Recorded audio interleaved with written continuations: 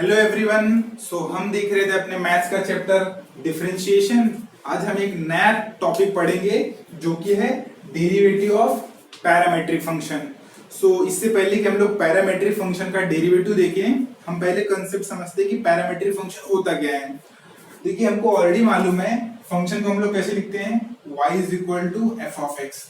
यहाँ पे y आपका क्या होता है, डिपेंडेंट वेरिएबल, और x क्या होता है, इंडिपेंडेंट। ये हमने ऑलरेडी देखा है कि y x के ऊपर डिपेंड कर रहा है। हो सकता है कभी कभी ऐसा हो कि y डायरेक्टली x के ऊपर डिपेंड ना करे, कोई हम लोग एक थर्ड वेरिएबल इंट्रोड्यूस कर दें, तो y किसके ऊपर डिपेंड करे, कोई थर्ड वेरिएबल के ऊपर, और x भी क्या हो, किसी थर्ड वेरिएबल के ऊपर डिपेंड करे, तो कहीं ना कहीं दोनों में रिलेशन तो होगा ही। तो इंस्टेड ऑफ दिस मैं क्या करता हूँ, कुछ ऐसा लिखता हूँ अपने फंक्शन को। सपोज करो x आपका है g ऑफ t, x क्या है, t का फंक्शन है, और y भी क्या है, फंक्शन ऑफ t। तो इसका मतलब क्या हो गया, x y डायरेक्टली x का फंक्शन ना हो करके यहाँ पे क्या दिया हुआ है, x आपका t का फंक्शन है और y भी किसका फंक्शन है, t का फंक्शन है। मतलब x और t में कुछ तो रिलेशन है और y और t में रिलेशन है। क्लियर है? तो इसका मतलब है कहीं ना कहीं x और y में रिलेशन होगा। लॉजिकल है।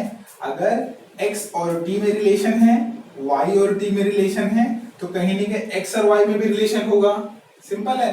तो x इसका फंक्शन है t का, y किसका फंक्शन है t का, मतलब x और y में रिलेशन होगा। तो मैं क्या कर सकता हूँ, y को विथ रिस्पेक्ट टू x में डिफरेंशिएट कर सकता हूँ। क्लियर है?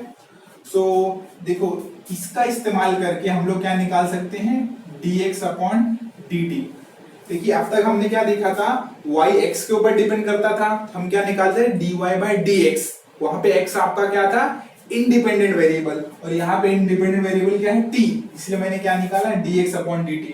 लॉजिक समझिए। देखिए, x t के ऊपर डिपेंड कर रहा है, x t का फंक्शन है, तो मैंने क्या निकाला, dx अपॉन dt।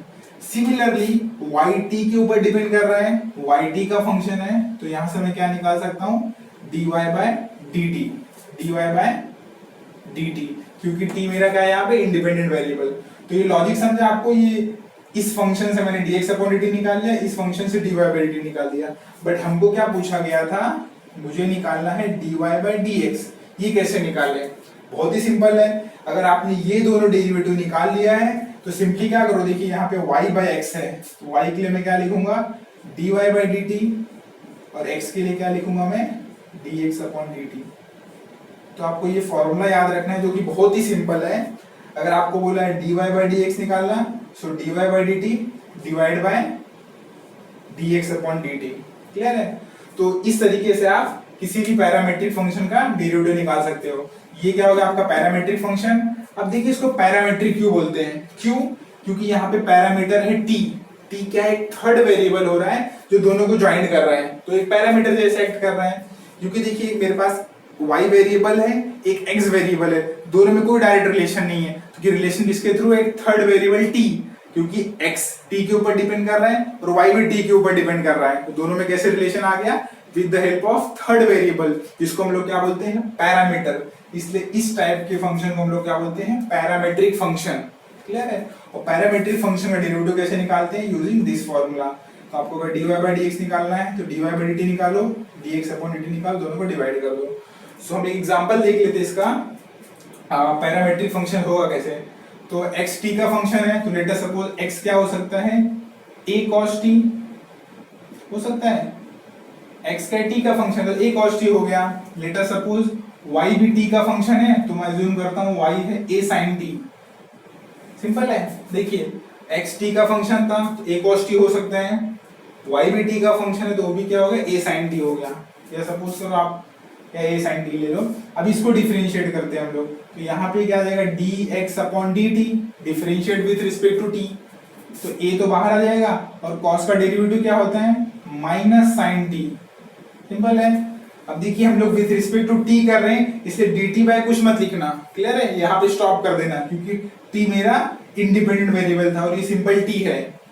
सिमिलरली अगर यहाँ पे मैं ट्राई करूँ, so differentiate with respect to t करूंगा तो क्या मिल जाएगा, a बाहर आ जाएगा, साइन का डेरिवेटिव क्या होता है, cos t।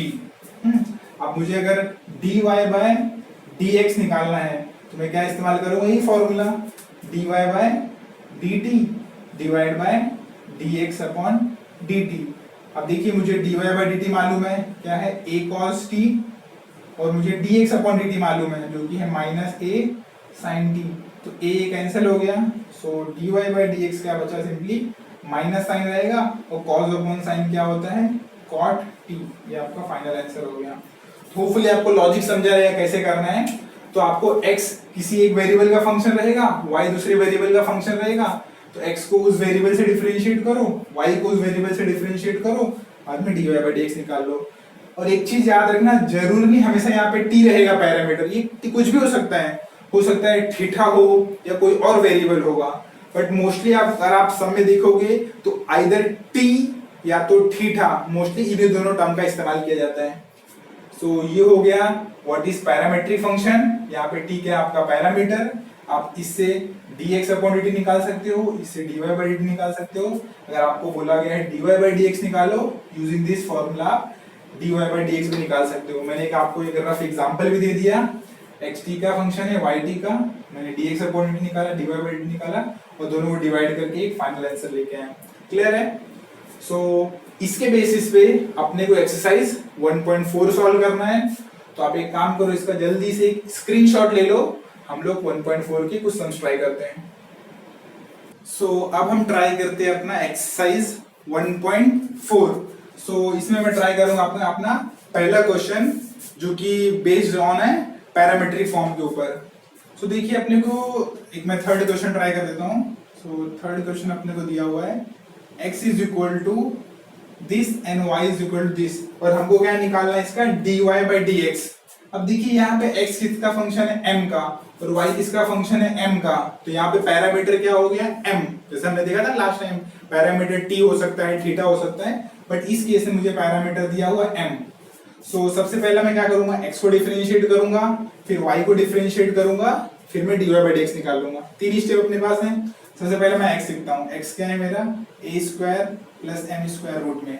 अभी m मेरा क्या है, यहाँ पे पैरामीटर है मेरा, तो मैं differentiate with respect to m करूंगा, जैसे हम लोग नॉर्मली कैसे करते हैं, differentiate with respect to x। क्यों? क्योंकि x उस केस में मेरा क्या होता है, इंडिपेंडेंट वेरिएबल, और इस केस में जो कि है m।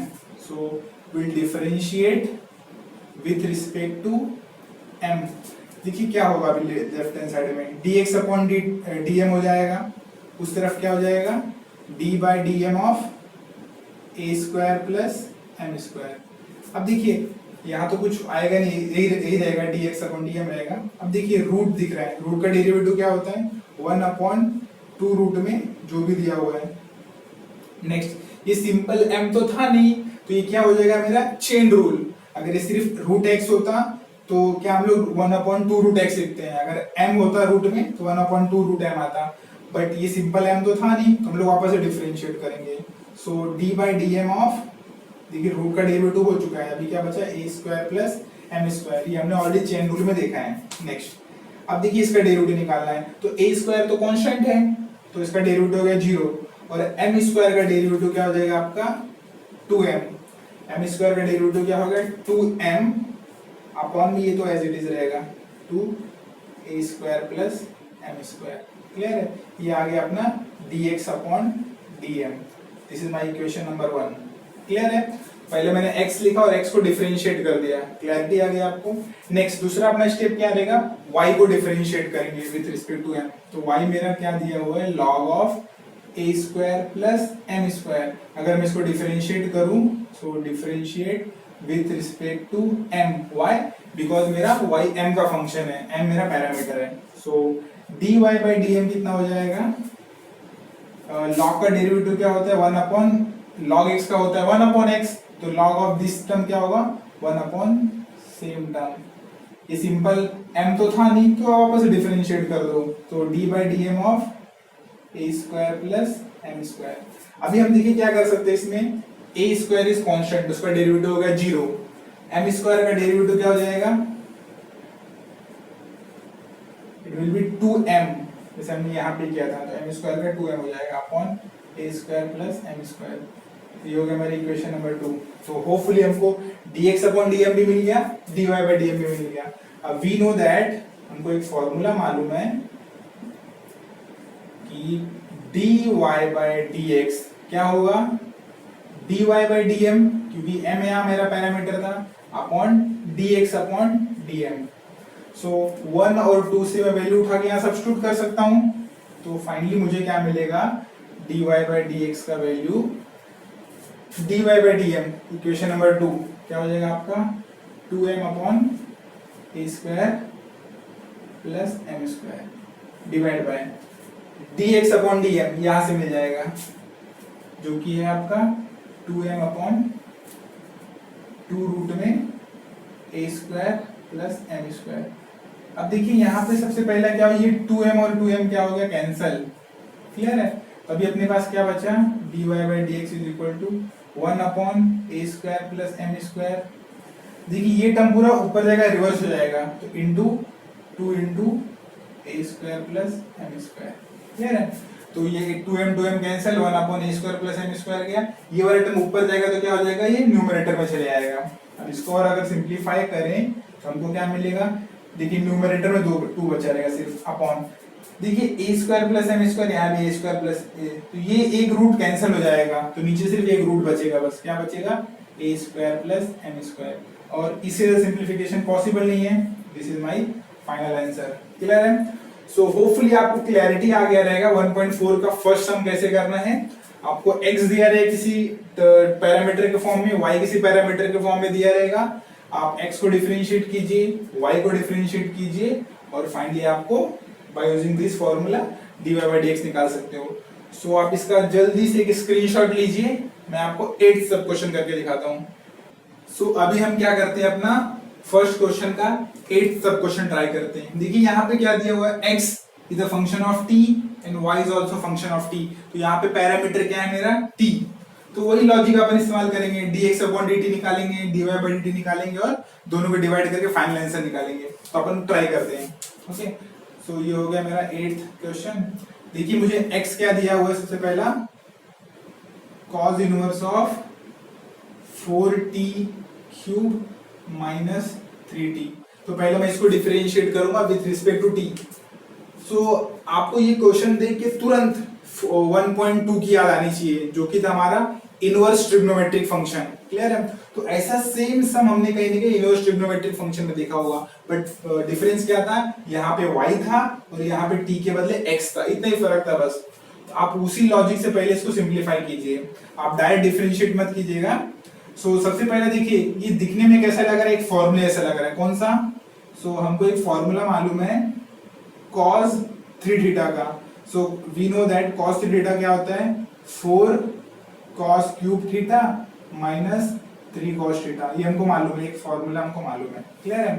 तो इसी लॉजिक के हिसाब से देखिए t को मैं क्या मान सकता हूँ, cos थीटा। देखिए 4 t क्यूब, तो t क्या हो जाएगा मेरा cos थीटा। तो let us assume let t is equal to cos theta.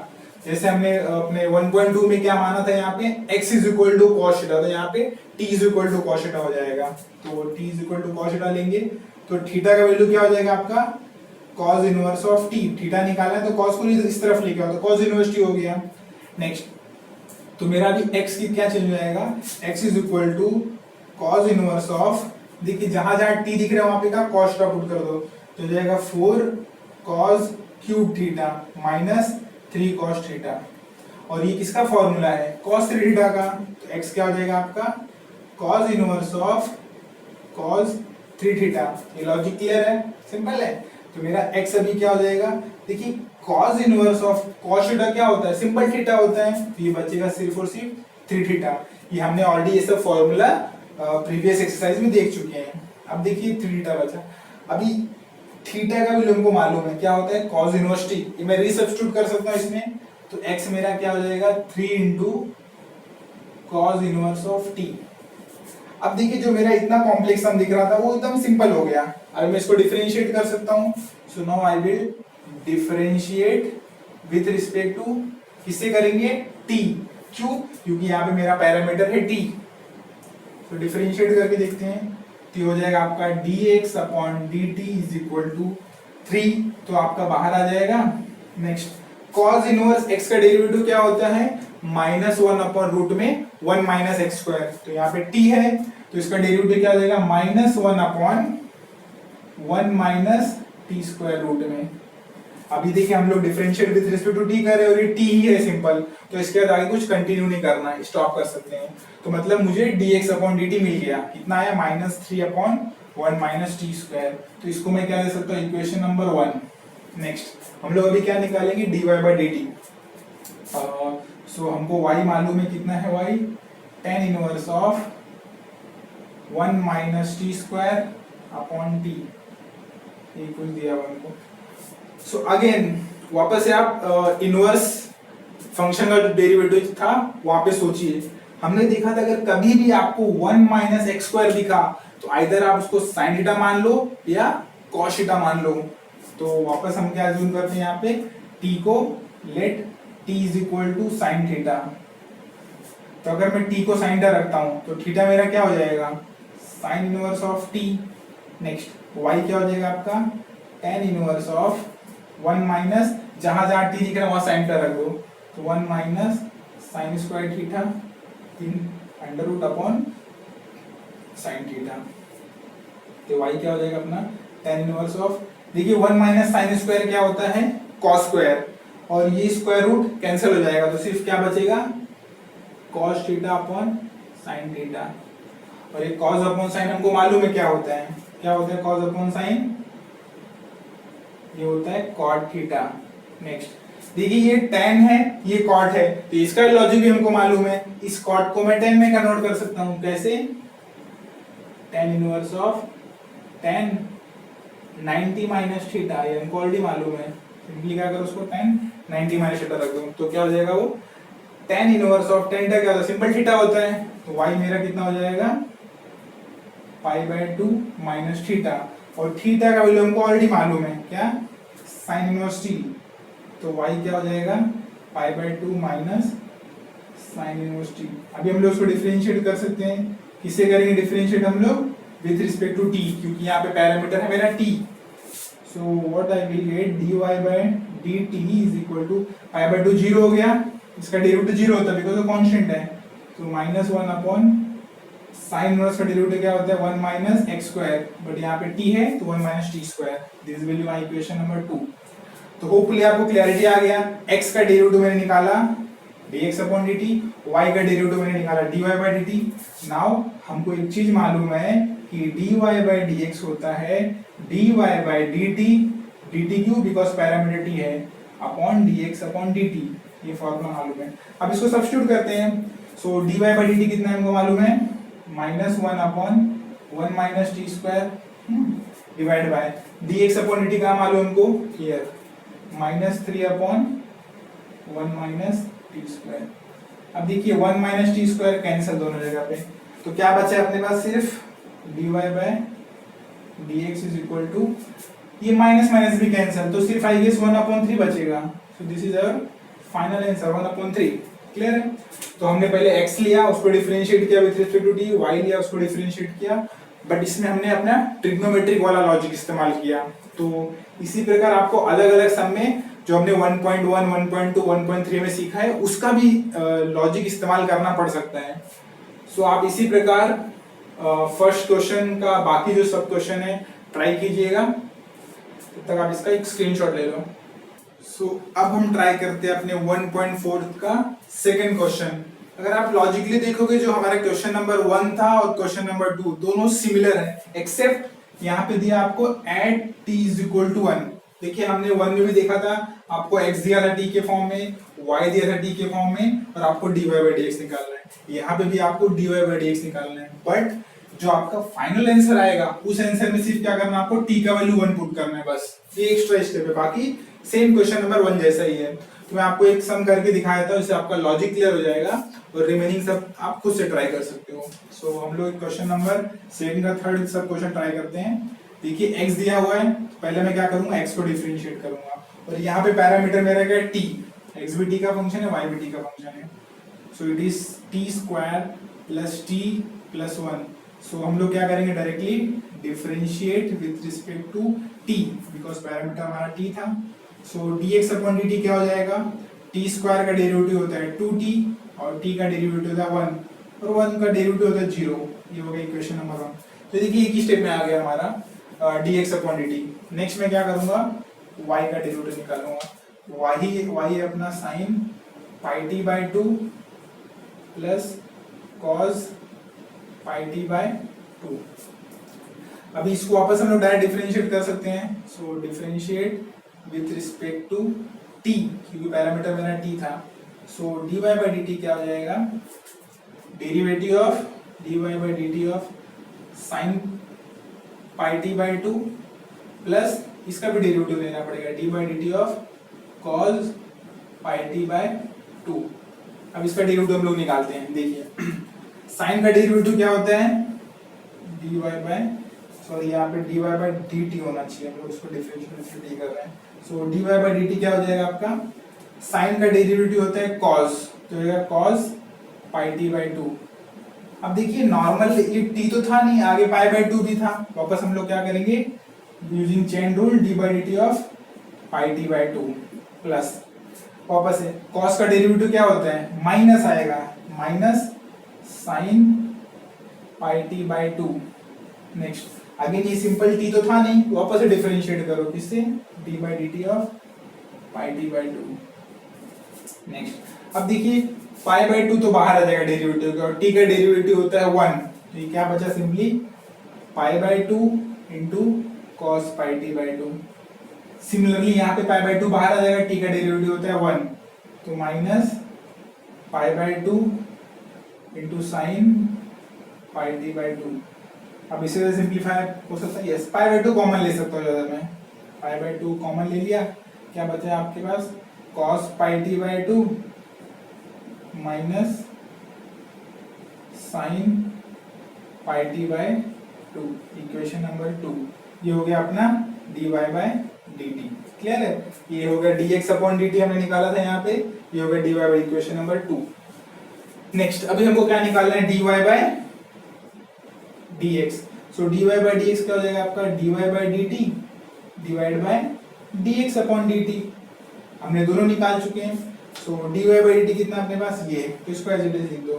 So pi by to bracket में cos pi t by two minus sine pi t by two upon dx upon dt हमने कहाँ निकाला, यहाँ पे 2t plus 1। Simple है।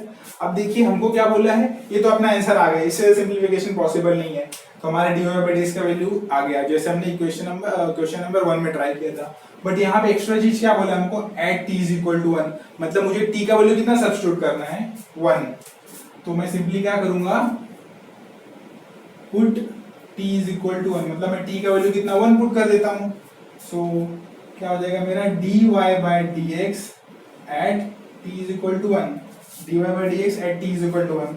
सो numerator में क्या हो जाएगा, पाई बाई टू ब्रैकेट में देखिए t के बदले 1 पुट किया तो क्या हो जाएगा, ये सिर्फ cos 90 cos pi by to हो जाएगा, माइनस t का वैल्यू 1 पुट किया sin pi by two upon में क्या बचेगा अपने पास, देखिए t के बदले हमने क्या 1 पुट किया, तो 2 इंटू 1 2 प्लस 1 इतने बचेगा। Next pi by two as it is रहेगा, cos 90 का वैल्यू होता है 0 और sin 90 का वैल्यू होता है 1 अपॉन 3। सो फाइनली मेरा dy by dx at t is equal to 1 कितना आ गया, ये हो जाएगा आपका minus pi by two into 3 which is minus pi by 6। Simple है। ये 3 यहाँ पे था, मल्टीप्लाई हो जाएगा तो 6 हो जाएगा, ये माइनस इससे मल्टीप्लाई का माइनस हो गया। सो होपफुली आपको ये क्लैरिटी आ गया होगा। सेम क्वेश्चन नंबर 1 जैसा ही सॉल्व करना है, एक्सेप्ट आपको लास्ट में जो भी वैल्यू दिया रहेगा वो सब्स्टिट्यूट करना है। क्लियर है। सो आप इसका स्क्रीनशॉट लीजिए और रिमेनिंग सम ट्राई कीजिएगा खुद से।